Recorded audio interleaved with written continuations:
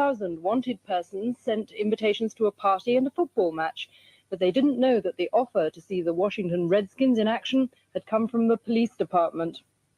They're queuing for a free ticket to watch the Redskins football team, a chance few Washington people could resist, which is exactly what the local police were banking on. In 1985, U.S. Marshals concocted a master plan. Flagship International Sports Channel. Hold on. Good afternoon, Mr. Cran. Yeah, Mr. Cran. This is Mr. Donaldson. I received a letter from you for a brunch on December 15th. Yes, sir. Did it say that you had won 2 complimentary tickets to the Redskins and Cincinnati Bengals game? Yes, sir. Where fugitives like Anthony Donaldson would be lured using the world of sports. Flagship International Sports Television is really the U.S. Marshals Fugitive Investigative Strike Team. The bait, free tickets to a football game. The catch, if they want the tickets, they must attend a promotional brunch at the convention center. This man may have never won anything in his life, and here he's got a chance to win something and be an important person. This is the man behind it all, Toby Roche. There are 3,000 fugitives walking around Washington, D.C.? There are 3,000 outstanding warrants right now on individuals that haven't been brought before the court to be adjudicated on the charge. For serious offenses? Yes, some offenses ranging from larceny to homicide. Let's pause here and paint the picture. A ticket to see Washington play at RFK Stadium in the 80s was very hard to come by. In the 90s, the Press Democrat would print Washington was the team of the decade, winning the Super Bowl 2 times. Seeing as it was the hottest ticket in town, with Washington sitting at 8-6, hosting Boomer Esiason and the Cincinnati Bengals, playoffs on the line, huge game. We're going to load you up on a bus and take you on down to the stadium and have a good day on us. And bring also some positive identification so that we know you're the winner. Behind the scenes, U.S. Marshals executed the game plan. First came the invitation seen here via the Washington Post, signed by the fictitious Flagship International Sports Television. They were signed by Michael Detnow. Spell the last name backwards and say the first and middle initials. You'll get it, we promise. In order to collect the tickets, they had to show up, of course. Everybody has to be believable. We have to start thinking our roles. The Marshals are on the verge of their biggest one-day net in history. They were greeted by what appeared to be workers. However, those folks were undercover. Waiting in the wings was the SWAT team, armed policemen ready to pounce. Redskins on our side. The woman on the left, Stacy Hilton, who performed as a cheerleader. She, too, was undercover. Take care of him as quickly as possible. Some of the people we got coming, we have 2 of the top 10 fugitives here in D.C. One's wanted for murder, another for armed robbery. The convention center would serve as host, seen here. The plan was so convincing that days prior, a lawyer showed up to confront Flagship International Sports Television because they, quote, lack the proper license to operate in the district. Then it was showtime. Claiming your free ticket was easy. All you needed was proof of identity, which the police checked with the team upstairs. Ralph Edward Cockroach, C-O-C-K-R-I-L-L. Confirmed. Louis McKinney, Chief of Enforcement Operations, served in one of the most important roles, the party's ringleader of the ceremony. Essentially, the marshals knew arresting over 100 people at once would be difficult. Thus, the plan called for groups of 14 to 16 fugitives at a time to be escorted to another room upstairs, where they were told they would receive their tickets and hear a few remarks from McKinney. So, as seen via NFL films, up they went, and once they were sitting down and comfortable in the ballroom, the speech started until more law enforcement jumped in to surround the fugitives. "You're all under arrest," McKinney would say. 25 members of the Special Operations Teams of the U.S. Marshals Service and the Washington Metropolitan Police rushed into the room and leveled shotguns, stun guns, and other weapons at those invited to the brunch. The total cost per the Associated Press was estimated to be $22,100 or $225 per arrest. In total, 15 warrants for assault, 5 for robbery, 6 for burglary, 4 for escape, 19 for bond default or bail violation, 18 for narcotics violations, 59 for probation or parole violations, and 41 for a variety of charges from rape to arson to forgery. Strategically, many marshals were flown in from offices across the country for the operation. That like I remember that like it was yesterday. Welcome to Let It Be Known. It is a Monday morning. Good to have you. Peace and love, everybody. I'm your co-host, Niele Anderson. Lots of headlines to get through. Busy weekend, WNBA All-Star, Donald Trump acting a fool, and just a lot to talk about today. Acting a fool. Yeah, and you saw that video from the 1980s, the Washington Redskins at the time. Now the Commanders, that whole Sting thing. But the bigger picture for today is that Donald Trump is once again showing us exactly who he is, a man so addicted to power and white grievance that he wants to revive a racial slur in the nation's capital, calling for Washington to bring back the name Redskins, demanding that they bring back the name Redskins, as well as the Cleveland Indians name for the baseball team. And this isn't about heritage or pride. It's about disrespect, erasure, and flat out racism. This is the same man who called white supremacists, quote, very fine people. And now he wants to turn back the clock on hard fought victories for dignity and justice. And a city that represents freedom, Trump is fighting for hate. Trump isn't just trying to bring back a name, folks. He's trying to bring back an era where racism was tradition and hate was policy, Niele. Yeah, for sure. I think a serious issue about this is that he's threatening to pull funding to build the stadium. And so he's mixing politics with private businesses, and it's a scary time, to where he could take something that you're working on, and if he doesn't like the way that it's going, he's threatening to pull your funding. Like, you don't have anything to do with that. Yeah, Get out of here, man. It's just like we have been talking most of the year about the Target boycott and stuff like that. That all stem, obviously, the heat of it anyway, and everyone else joined in from the original Minneapolis boycott because they laid out very different reasons, and very severe reasons. But it stemmed from not just Target, Amazon. It stemmed from all of these folks following Trump's executive order. And again, you make an executive order. It's supposed to be on a federal level, but he's forcing corporations, and in this case, teams, to follow suit to make it law. Yeah, it's interesting. I'd be interested to know from the chat, did they have a problem with the name Washington Redskins?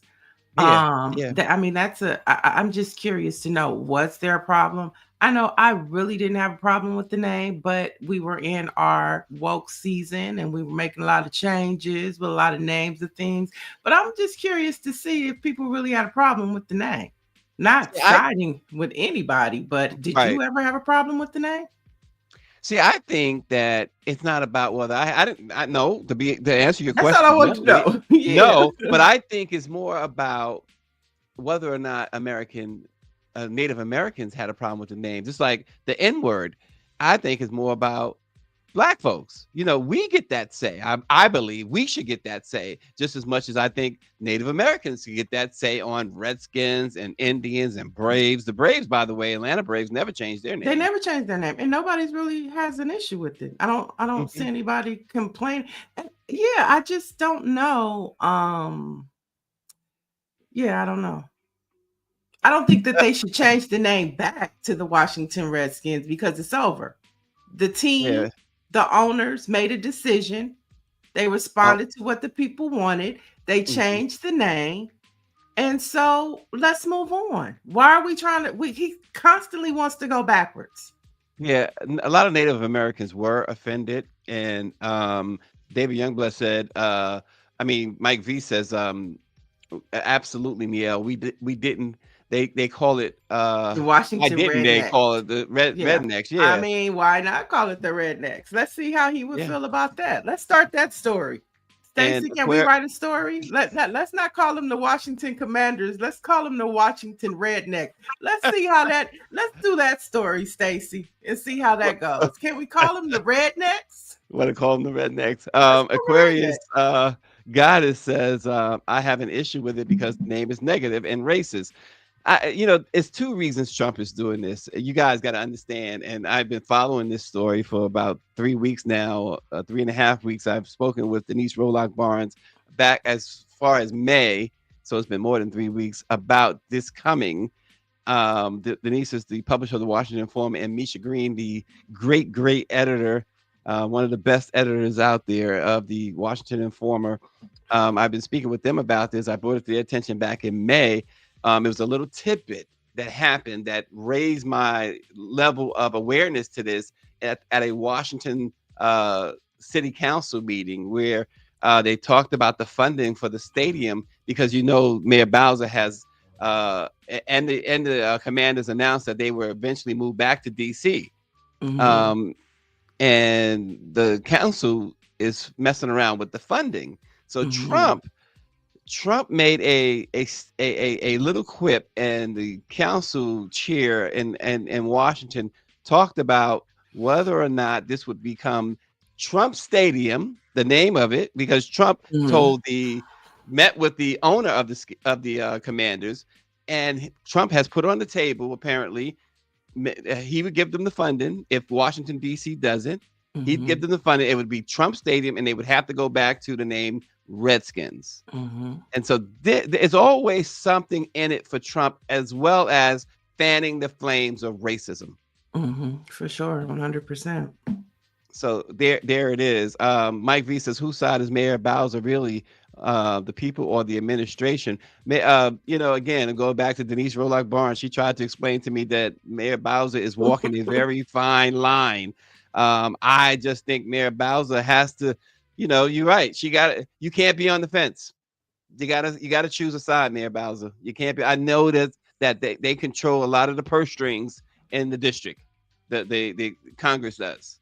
Mm-hmm. So there you have it. It'll be interesting. I know Magic Johnson is minority owner in that. Mm-hmm. I'm very interested to see what type of role he plays in these different conversations, or even if he'll speak out. Yeah.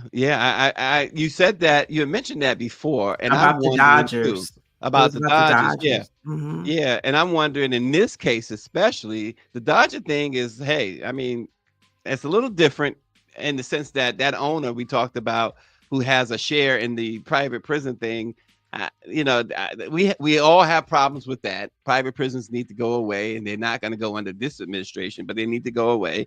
And in this case, this is more overt racism, I guess. And so we'll see. Magic is usually a man who stands. Yeah. Well, he stands on business usually, right? Mm-hmm. And so we'll see. Let's turn our attention to your city, where Los Angeles Mayor Karen Bass isn't mincing words. She's calling the masked ICE raids and military occupation of her city exactly what they are: a reign of terror. Armed agents in unmarked cars are snatching people off the streets, she said. Marines were deployed without cause. She says this isn't law enforcement, it's fear tactics under Trump's orders. Mayor Bass says enough is enough. She says these troops weren't needed in the first place, and the immigrants being hunted are the same people holding up entire sectors of California's economy. What's happening in Los Angeles isn't about security, it's about intimidation, and it needs to end, according to Mayor Bass. And there we have a clip.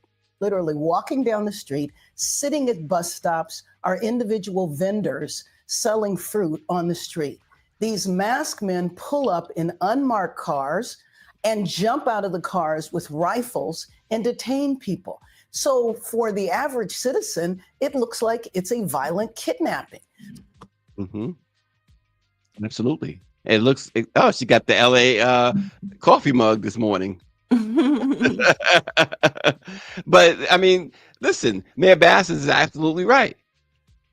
Well, yeah, I think that the state of California has showed a strong unified front from the governor's office to local mayor's office, particularly LA. There's a lot riding at stake in LA because we have the World Cup coming next year. We have the NBA All-Star the following year.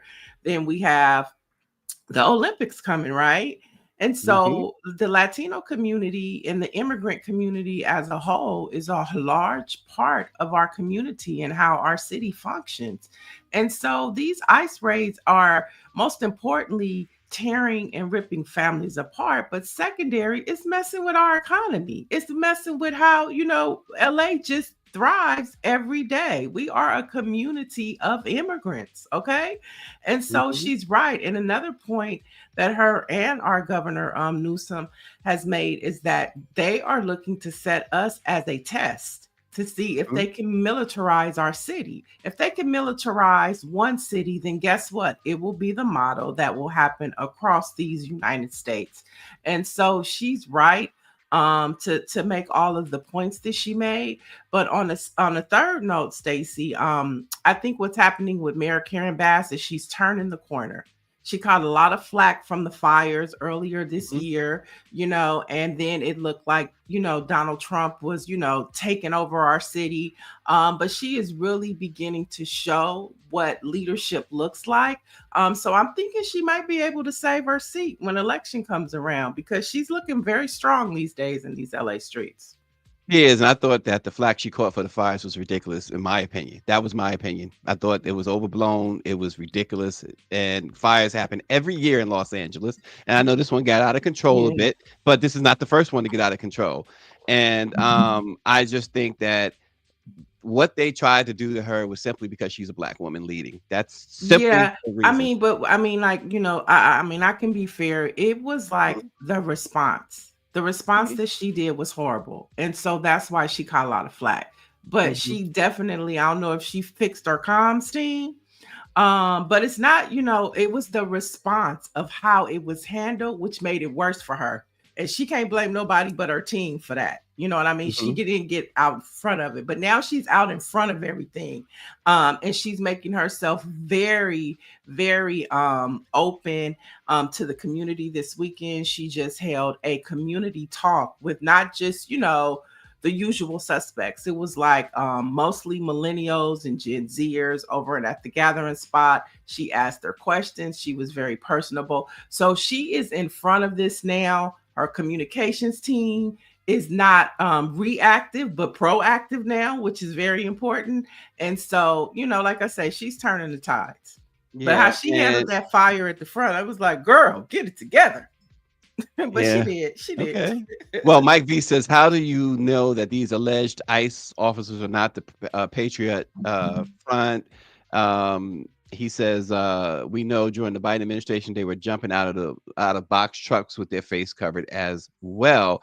And, I saw this post, Niele, it says ICE is offering $132,000 to $185,000 per year for supervisory roles and $306,000 per year to concentration camp managers. Both jobs have zero education requirements. And meanwhile, as this individual posted, Quasim Rashid posted that the average starting salary is $46,526 for teachers and $68,485 for nurses. Both jobs require a bachelor's degree and often a graduate degree. So it's a lie that we can't pay teachers and nurses. So they're pouring, and I think you spoke on this before. They're pouring all this money into ICE and law enforcement and prisons. Yeah, and there's another story out there that's saying that a lot of these ICE agents are quitting, right? They're quitting their jobs, and they're saying that I didn't realize that there was a promise that their student loan debt would be raised. Look at that. And so a lot of them are in that for that. But I see the Big Cheese says Mayor Bass is incompetent and does absolutely anybody nothing Black to for this the Black person is communities. incompetent. But I wouldn't even pay attention excuse to me. that. Go ahead. Thank you. So I just want to give a little background about who Karen Bass is. Karen Bass is a former nurse. She started in LA as a community activist, and she started an organization called Community Coalition, which is a staple in our community right now that does a lot of organizing in South LA. She went on to be a state assembly member. She led the Black Legislative Caucus. She then went on to be a Congressional Black Caucus member. And although these are just titles, the work that she has done for the Black community as a Angelino, I have benefited from.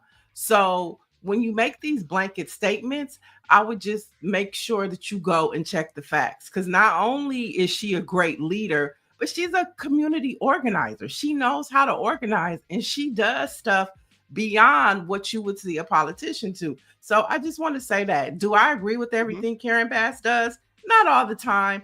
But like I say, I think that she is coming out of this fog that she's been over. Some brought on by self, some brought on by the Trump clan, but she's coming out of it, and she's a great leader. And I definitely will be voting for her again.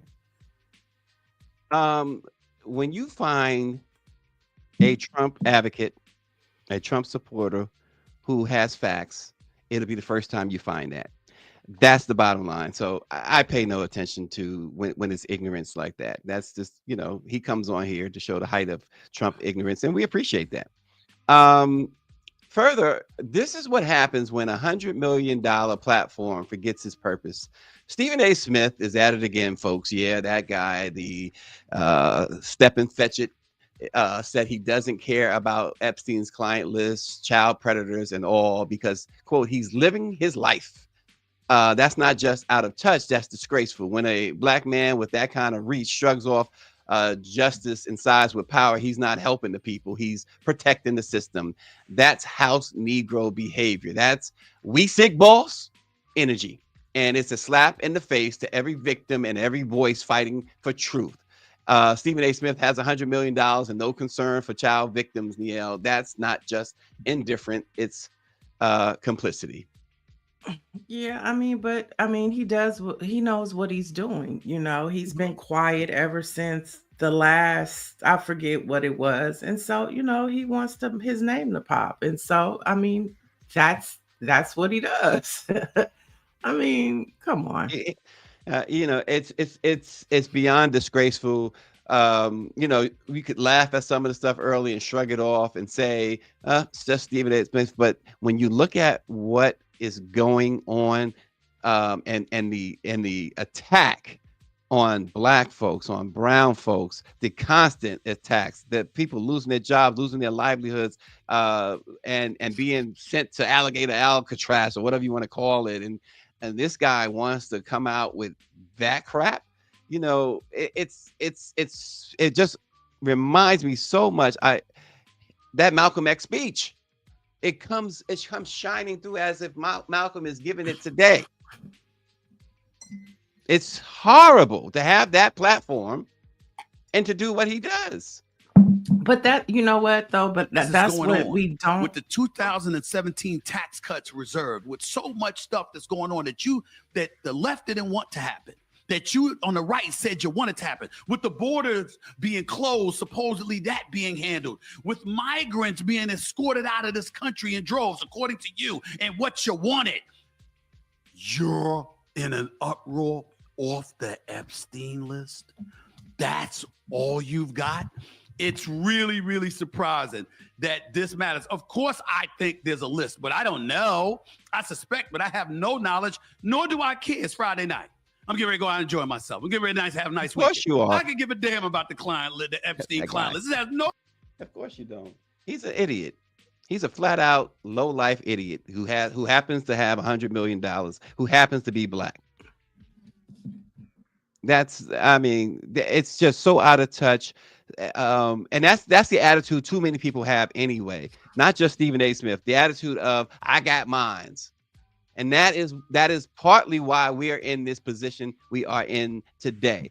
Then you got Step and Fetch It Negroes talking about I got mine, and forget about you. Right, 100%. So that's just the bottom line for me.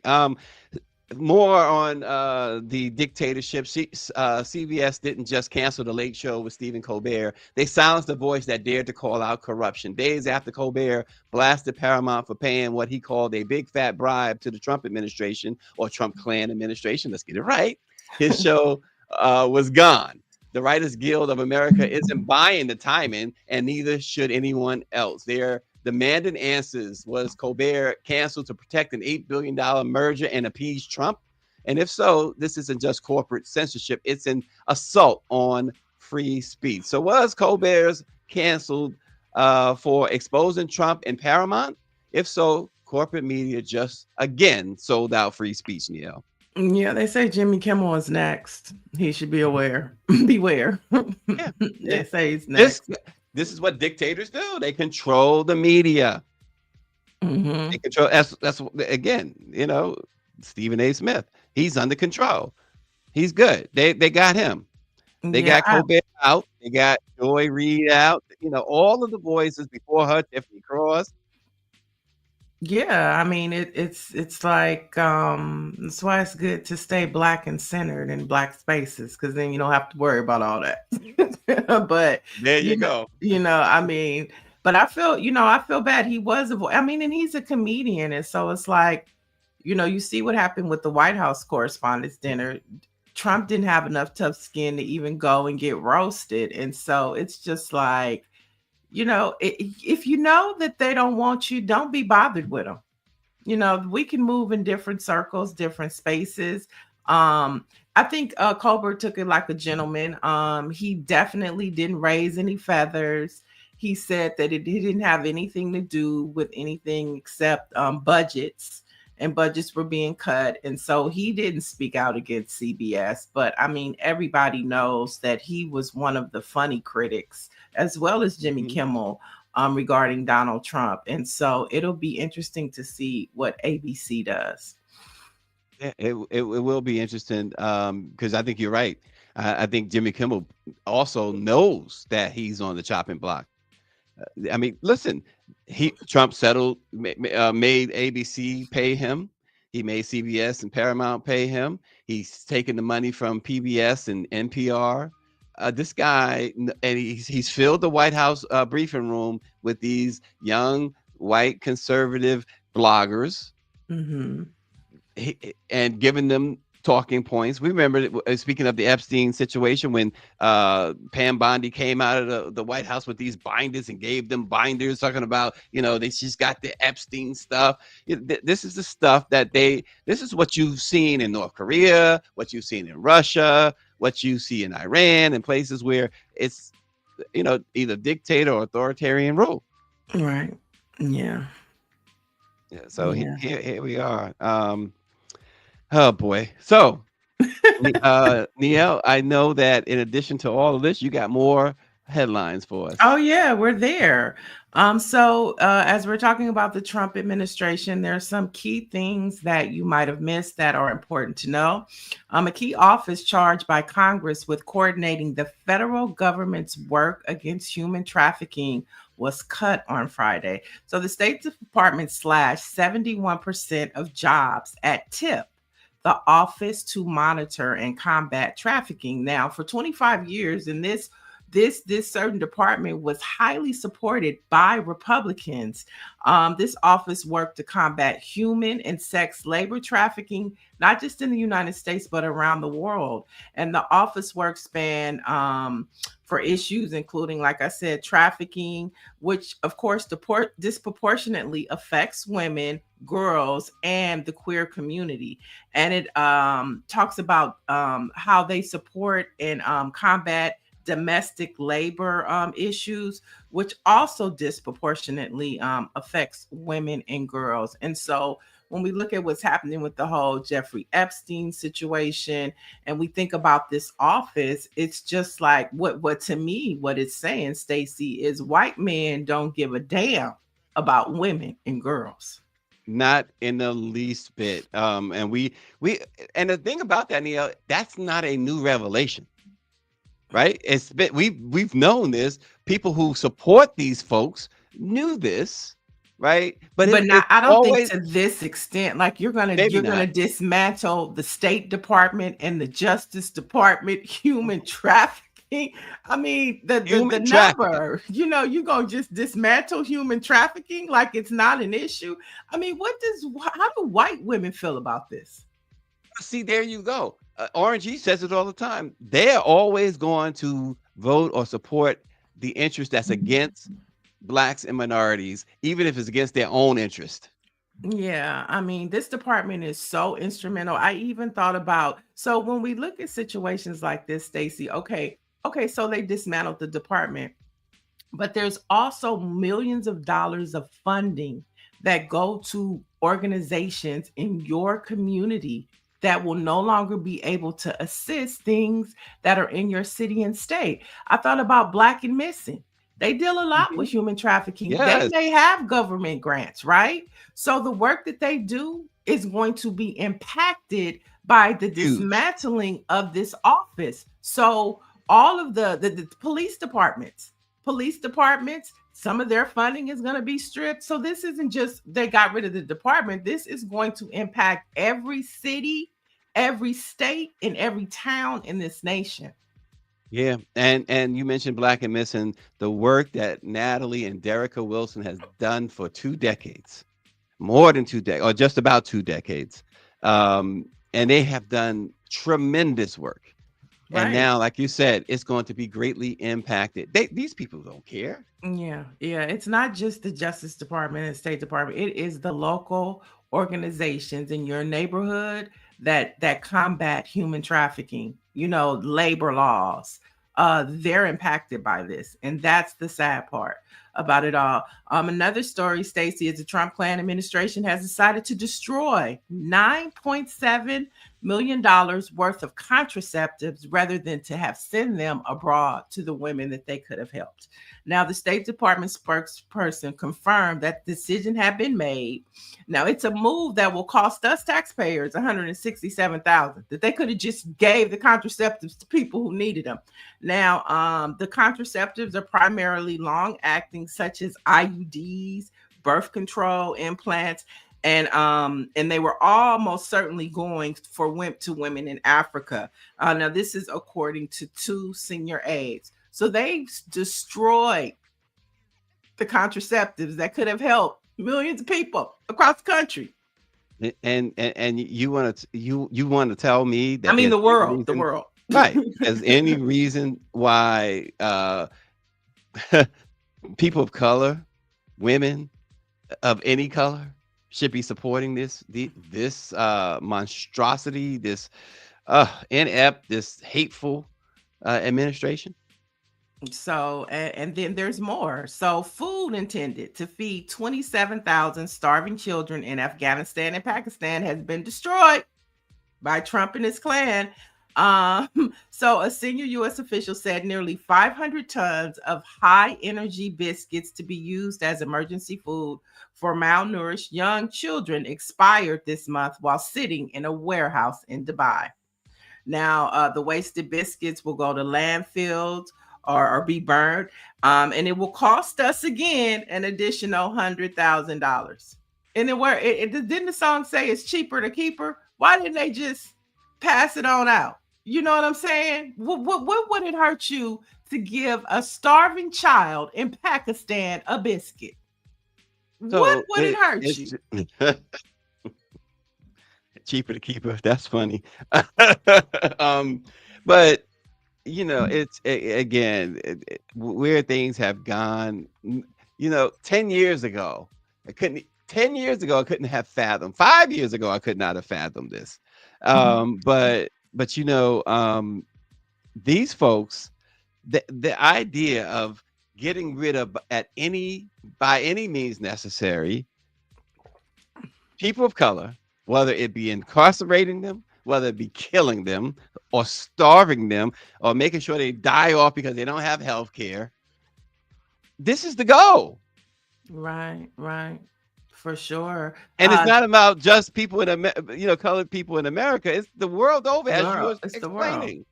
But I think Stephanie Humphrey, the channel brought up a good thing. I wonder if Viagra is still a line item in the DOJ budget. And that's the thing. It's like the lack of respect that these white men have for women. And I'm talking about white women. I don't understand why the white women ain't pissed off about it. They don't even care about you, honey. Right. And I guarantee you Viagra is still in that budget. For sure. For sure. Because the man has to have his Viagra. Okay. Oh gosh. So those are the things that are happening. And it gets lost in the news cycle. And so it's important that we know not only are things that we've already paid for being destroyed because of selfish white greed, and but also it's also costing us. We already spent the money to pay for it, and now they're costing us to not do good. Okay, so keep that in mind. Let's move over to some lighter news. So as we know, all of the Divine Nine are having their annual conferences. We covered the Deltas, we've covered the AKAs. Now, during its 2025 International Conclave in Tampa, Phi Beta Sigma Fraternity Incorporated honored 8 men with honorary memberships. And some of the highlighted ones include rapper Special Ed, gospel artist Fred Hammond, and actor Leon Robinson.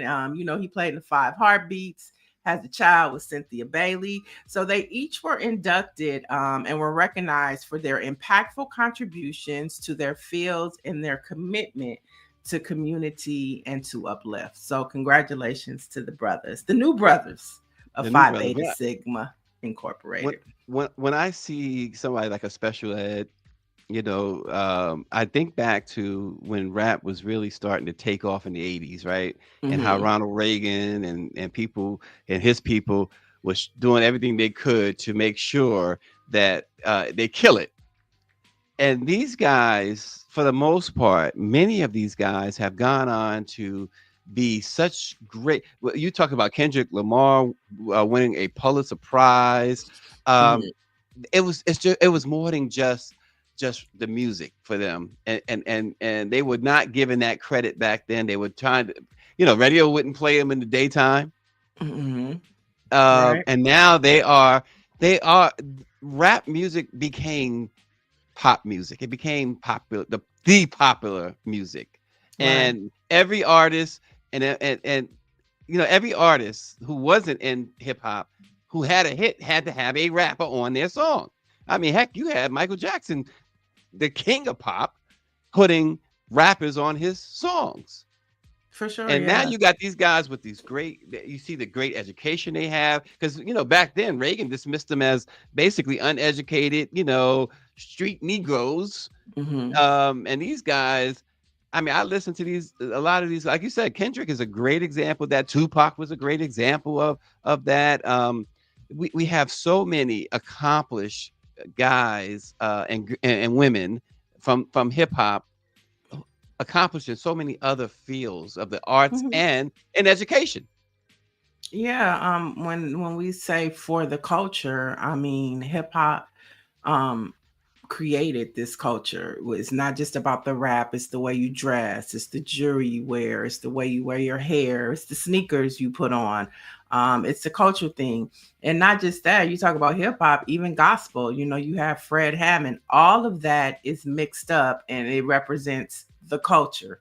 So when we say the culture, we're talking about Black culture, which transcends pop, right? It transcends it all.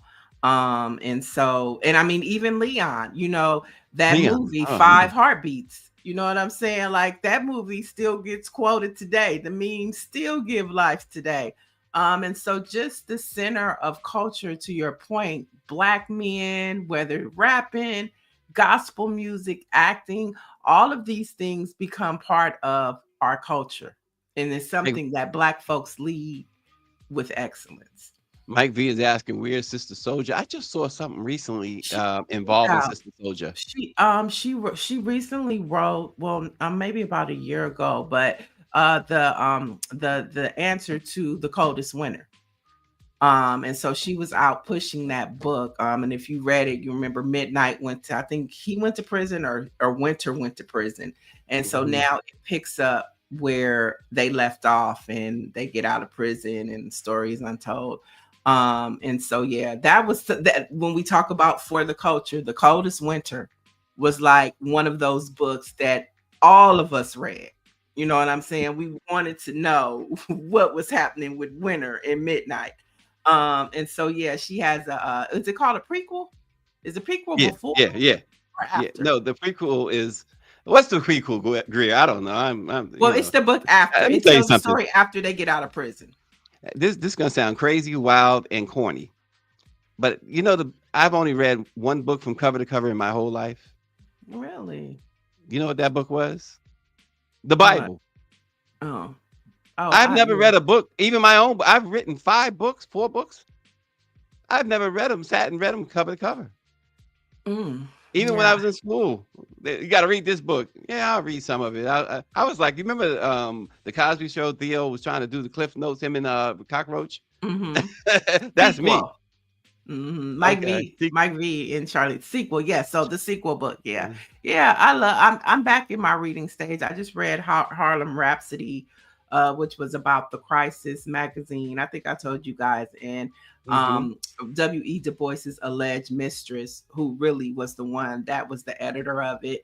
There's another book that everybody's talking about reading called The Davenports. So if anybody out there is watching The Gilead Age, great show on HBO Max. It's really good. And it's really based upon the Vanderbilt family, but it also shows the how Black people lived during that time as well. And the money and the prominence. You don't see slave people, you see Black people that are very sophisticated, that are, moving in society, moving agenda for. So there's a book called The Davenports, if you like to read. That's another one I'm gonna check out. One day I gotta meet this MB guy, or he goes, you can read the table of contents. Yeah. He comes up with some great ones. Whose table of contents? I think he's referring to my not reading books. Oh. So you can read it. He always comes up with some great ones, great one-liners. Oh man. And a couple of other things of good news. Over the weekend, one of the Tennessee Three, remember the Tennessee Three that were standing for gun reform, and they got kicked out of session. Well, Justin Pearson tied the knot over the weekend, marrying his partner. Oceania. So Gloria, the white woman that stood with her, she was in attendance of the wedding, and it looked beautiful. So some happy news coming out of that. And Justin, we expect him probably to be a preacher too, right? Yeah, without because he has a word. He always, he's always preaching. But you mentioned Gloria, Representative Gloria Johnson. I've always appreciated how she has, she stood up. She continues to stand up. Yes. And isn't she running for Senate, or did she lose that? Oh, did she? She was running for Senate, but I'm not sure if if the election had happened yet. I'm not sure either. But all I do know that she really stands up. So they're good for her. Dr. Marilyn said, my sorrow just told me about that show on HBO. It is so good. It's about old money and new money, and how the old money in New York didn't really appreciate the newcomers, but the newcomers, and it also, Stacy, talks about how a lot of the American women during that time are they married their children off to dukes over in Europe, and the men would come, the dukes would come to New York because they didn't have any money. So they would find them an American woman who had a diary, and then that money would help them sustain their livelihood back over in Europe. Very interesting, juicy stuff. Check it out. Oh, and by the way, Niele, Representative Gloria Johnson did lose to Marsha Blackburn in the U.S. Senate race out of Tennessee. Yeah, but just because you lose one race don't mean you can't win another. So And then last but not least, over the weekend, the WNBA All-Star was held, and it was definitely elevated to a good time. Congratulations goes out to Angel Reese for the second straight season. The Chicago Star forward was voted to the WNBA All-Star. Juju Watkins was in the building. Juju was there. She had an activation. And the WNBA players also made a statement, Stacy, as they're in the midst of their negotiating period. They all wore shirts in unity that say, "Pay us what you owe us." And Team Collier beat Team Clark 151 to 131. The only thing I'm going to say about that, well, I won't say the only thing, but one thing I'll say about that, with the "pay us what you owe us" thing, every time they say that, and they definitely deserve to be paid. There's no question about it. My question always becomes, can the WNBA afford to pay them? That's the only issue. And I think if the WNBA can't, that's the only issue for me. If they can, they should. And if they cannot right now, once they can, it should be retroactive. That's how I feel about it. Well, I mean, the NBA funds the WNBA, right? And so to me, I don't think so anymore. I think that relationship is just more symbolic now than it used to be, where the NBA financially supported them. I think that support is either gone or has greatly been reduced. Well, that's my point. So if they can pay millions and millions of dollars to the male players, then I'm sure that they can find the funding to pay the women. It goes back to the conversation we've been talking about all day today, how they see women. You know what I'm saying? It's still corporate. That's definitely a part of it. But the other part of it, though, Niele, is whether or not they are pulling in the dollars that the NBA is pulling in. They're not pulling in the dollars the NBA is pulling in. But that still doesn't mean they have shown tremendous growth. They have shown tremendous growth. And the NBA can support, this league. They're not. Yeah. But as I said, I don't think that they have that relationship anymore. I think it's totally symbolic now. But the WNBA falls under the NBA. So if they pulled their resources away, that's my point. That they could re-pour the resources back in for the women. They took it away. I don't know that NBA owners have an appetite to give more money to the WNBA. Of course they don't. They don't even want to give us contraceptives. They don't want to get, you know what I'm saying? And so of course they don't. They don't see the value. But it's two different businesses, Niele. I get it, but what I'm saying is that the WNBA was birthed out of the NBA. There is still a connection. There is still a connection there. Even if they decided not to have it as tough as before, it still it's like if there's a pyramid and who reports to who and whatever, the WNBA was within the NBA's atmosphere. So pay the women what you owe them. Give them a grant. The NBA give them a grant. Give them the money. But grants run out though. So I'm looking now. The NBA still gives them an endowment of $15 million a year. Okay, so increase the endowment. And that supports operating costs like facilities, travel, and marketing for WNBA teams. To my point, they can increase their funding and their contribution. And the WNBA they're selling out arenas now, right? They're selling out arenas now.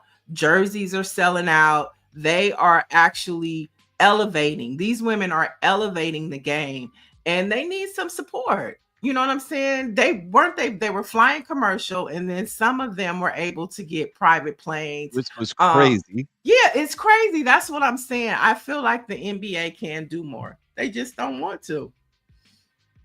Well, I'm not going to blame the NBA though. It's the WNBA. Listen, when we made it to the finals in Connecticut, we play a whole nother month of basketball. If that was regular season, we would be getting our paycheck. Once our paycheck stopped after regular season and we go into playoff basketball, honestly, you're just playing for pride at that point because the money We made it to the finals, bro. We got $3,000. $3,000. That was the bonus. Well, the only reason I say, listen, I can't blame the NBA. The WNBA has to stand up. They and they have to. I think leadership can do a better job. As you said, they are selling out arenas. They are selling jerseys. They are they listen, I think RNG said earlier that was the most entertaining All-Star weekend of all the sports. They are perhaps it's the leadership of the WNBA. Maybe that's what needs to change so these women can get their just due. That could be true too, and it also can be true that the NBA can contribute more. Now to Southbound 3000, they don't care. Did y'all hear them call the two sisters stud buds? No, the two sisters have named themselves stud buds, and they are creating a movement called stud buds. That is to their pleasure. That ain't a diss. They are proclaiming that they are the stud buds and they are growing their network. Okay. I'm just saying, I learned that over the weekend, because I was paying attention to the game. They was partying. They was like the stud buds in the house. They dominated social media over the weekend. Those two. I mean, they were everywhere. You know what? They should get a bonus for the spotlight that they shine on the WNBA all week. I mean, from Thursday all the way through last night. One of them hit it on Angel Reese, and Angel was like, "You can't afford me." Oh yeah, because she was dancing with one of them. Yeah, they were having fun, and I loved it because it's like even the queer community is in their soft girl era, right? And it wasn't like before when you used to look at WNBA, it'd be like, it's too much. But now it's like everybody is vibing, nobody is tripping off of anybody, and it was just a beautiful thing to see. Paige Beckers, love her. She's so unproblematic within the league. Her and Angel Reese had a really cute TikTok that went viral. And a lot of the college students were there as well, supporting the women, like you saw Juju. And to the point, I'm so glad though, Stacy, these women are getting these NIL deals and they're getting these endorsements to kind of, take to fill the gap of what they're not getting from the WNBA. Thank God for endorsements. Yeah, I mean, listen, Angel, like you said, she made that comment. I'm sure she was joking, but it's true about you can't afford me, because the money she's making in endorsements. Look, the basketball is like the money she's making for WNBA is like her walking around money, probably. Right. That's why it's like it's better for a Juju Watkins or like a college student to stay in college, because you're getting these NIL deals now. There's no need to rush, and you're not going to make that much money in the WNBA. But Mr. Supremacist Chief, we talked about this Friday about the NIL deal. He's trying to get rid of him now. He's asking to stop it or cap it at least, which is ludicrous. Right. But congratulations to those ladies. They gave us a lot of fun this weekend, and they definitely elevated their All-Star weekend, because I think this was the first time, people really paid this much attention. I know ESPN and ABC, they picked up all of the games in the competitions, which is something that hadn't been done before. Glorilla pulled up and performed. I mean, they was cooking, okay? When they say let her cook, they was cooking this weekend. All right. Well, is that all the headlines we have for today? Well, it's a good way to end it with the WNBA. I'm not mad at you. Let's get a little Black history. On this date in 1896, the National Association of Colored Women was founded by Mary Church Terrell in Washington, D.C. The National Association of Colored Women was the most prominent organization formed during the Black women's movement. This was due chiefly to the efforts of Mary Church Terrell, who was educated, had economically successful parents, and was of mixed race background. The other founders included Harriet Tubman, Francis E.W. Harper, and Ida B. Wells Barnett, with Terrell as the first president. So on this date, folks, this is a date back in 1896 that the National Association of Colored Women was founded. And on this date in 1943, the Black musical film Stormy Weather premiered, Stacy, and it featured prominent African American performers like Lena Horne, Bill Robinson, Fat Waller, Cab Calloway, and the Nicholas brothers. Now, this film was notable because its storyline didn't rely on racial stereotypes, unlike so many of the other Black films at that time. And the film tells the story of a dancer played by Bill Robinson, who's pursuing Lena Horne's character, and it incorporated musical numbers and dance sequences. Stormy Weather, it was well received in segregated theaters, military camps, both here in the United States and abroad. And it was particularly, of course, popular in all Black movie houses. So today we remember the premiere of Stormy Weather.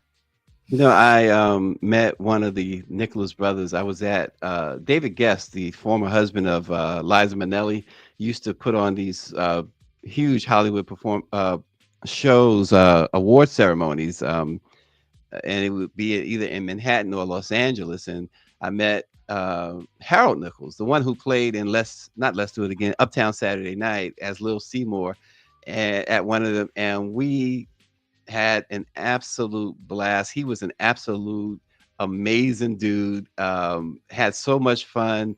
Kept in contact afterwards. He was just amazing. But Stormy Weather, you talk about a classic. That is the definition of a classic.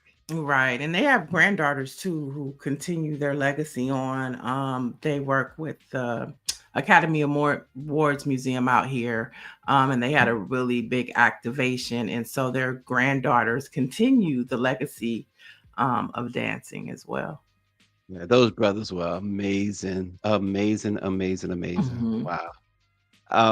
Our Black-owned newspaper of the day is the Precinct Reporter.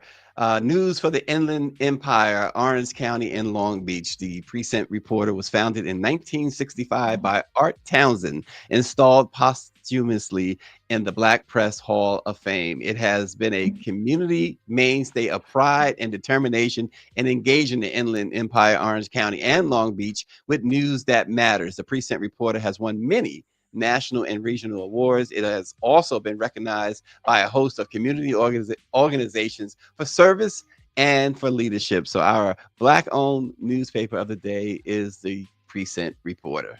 All right. And for the latest in Black news, you know what to do. Head on over to BlackPressUSA.com. You know what to do.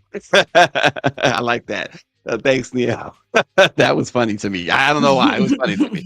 But anyway, folks, we will see you again tomorrow. Thanks for watching. Let it be known.